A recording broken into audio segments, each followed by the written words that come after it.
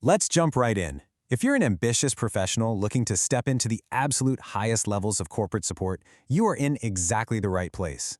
Today, we're taking a real-world, high-level job description for an executive assistant to the CEO, and we're transforming it into your ultimate interview playbook. This isn't just some stepping stone. It literally represents the pinnacle of the executive support career path. We're going to decode the source material to reveal exactly what the hiring committee is looking for, highlighting the key traits and strategies you need to prove you're the definitive candidate. All right, let's get started. Okay, so let's dive right into the core philosophy here, because anchoring your interview strategy around being a force multiplier is absolutely crucial. The source material doesn't just ask for an assistant, right? It explicitly states they are seeking a force multiplier who operates with a project management mindset. So what does that actually mean? Well, it means you're a strategic partner whose very presence exponentially increases the CEO's impact. Your whole job is to make them faster, more efficient, and just overall more effective. You aren't just an extra pair of hands. You are a literal extension of their strategic vision. If you can clearly communicate this mindset during your interview, you instantly separate yourself from the rest of the pack. Here's your strategic roadmap for this explainer. 5 focused areas you need to master: the force multiplier mindset, mastering the boardroom, the follow-up engine, emotional intelligence and trust, and finally, acing the interview. Section 1. The Force Multiplier Mindset, Beyond Calendar Management. The source specifically demands a minimum of 7 years of C-suite experience. So the crucial point here is establishing the baseline seniority required to even step into this strategic partnership. They're explicitly telling you that the stakes are high, and listen, this is not a training ground. From the perspective of an experienced executive hiring for this role, they need to know you have weathered the storms of high-level corporate environments. When you prep your interview responses, you shouldn't just rattle off your years of experience. You need to highlight the gravitas, the resilience, and the strategic perspective you've gained over those 7+ years. Building right on that baseline seniority, the job description draws a hard line. You will not just be managing a calendar. Instead, you're expected to be the CEO's primary proxy in the boardroom. Think about it. A standard executive assistant reacts to the schedule, but a strategic partner actually drives the agenda. As a proxy, you are the eyes and ears of the CEO when they're focused elsewhere. You absolutely must project the confidence to act on their behalf and seamlessly align with their executive voice. Section 2. Mastering the Boardroom, Note-Taking Excellence. Now, the exact workflow you need to highlight for the hiring committee is what we'll call executive meeting mastery. This means attending high-level stakeholder meetings and performing expert-level note-taking. But actually, scratch the word note-taking, because this isn't transcription. It's about capturing real-time technical and strategic nuance and then distilling those highly complex discussions into clear, professional summaries and actionable minutes. To succeed in your interview, suggest concrete ways you achieve this. Explain your specific note-taking techniques, like maybe how you use a tagging system for instant categorization to filter out the noise, identify the core strategic intent of the conversation, and translate that directly into clear action items that the team can execute on immediately. Consider this the first of 3 common, absolutely critical interview questions you must master. How will you capture nuanced, technical, and strategic discussions in real time?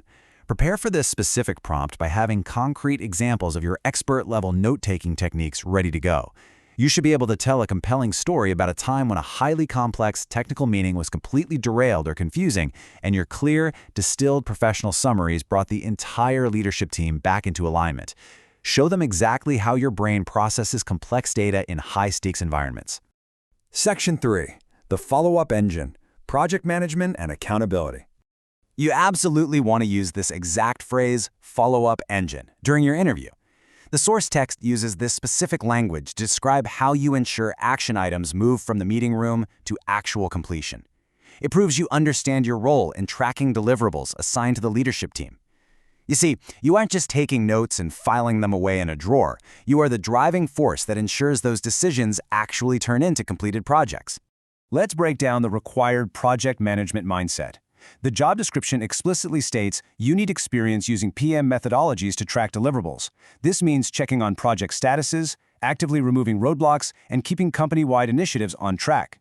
It is absolutely crucial that you provide examples of your project management skills here. Explain exactly how you organize deliverables and flag delays early. During your interview, detail your proficiency with essential project management software, whether that's Jira, Asana, or Monday, to prove exactly how you track these deliverables and step in to remove administrative or communicative roadblocks way before they ever impact the CEO's broader strategic timeline. All right, Here is your second common interview question, and it's a tough one. How do you, as an assistant, hold senior stakeholders accountable to their deadlines? You must be ready to answer this, proving you can manage up and enforce accountability without creating friction. Your answer needs to demonstrate a really fine blend of diplomacy, persistence, and tact. Show them that you can remind a highly stressed executive of a pending deliverable in a way that feels supportive and structured rather than just nagging.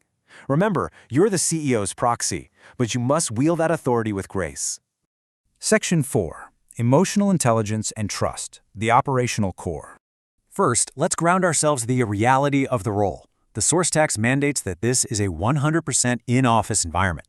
Why is this so strict? Because the office is where you'll build that vital face-to-face trust. Being a proxy means the CEO needs to see how you interact, how you handle pressure, and how you represent their office in real time. Acknowledge this requirement enthusiastically in your interview.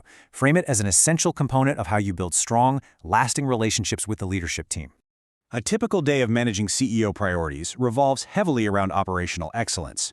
The source text demands you proactively anticipate needs.